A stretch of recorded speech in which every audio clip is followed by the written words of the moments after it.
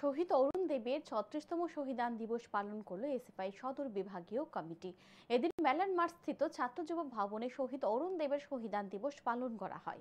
পাশাপাশি এদিন আয়োজন করা হয় এক রক্তদান শিবিরের। রক্তদান শিবিরে এসএফআই এর কর্মী সমর্থকরা স্বেচ্ছায় উৎসাহের সাথে রক্তদান করে। উপস্থিত ছিলেন এসএফআই এর সদর বিভাগীয় কমিটির নেতৃত্বরা।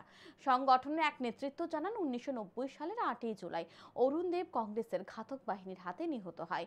অরুণ দেব ছিলেন সংগঠনের তৎকালীন রাজ্য কমিটির সদস্য।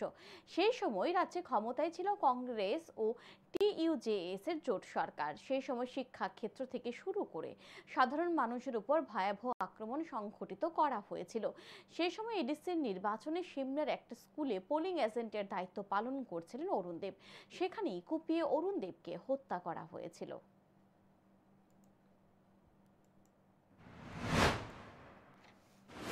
যখন কংগ্রেসের ঘাতক বাহিনীরা যখন সারা পুলিং বুথ দখল নিচ্ছিলেন, মানুষের গণতন্ত্র অধিকারটাকে রক্ষা করতে পারছিলেন না, উনি সেই জায়গায় দাঁড়িয়ে প্রতিবাদ করেছিলেন।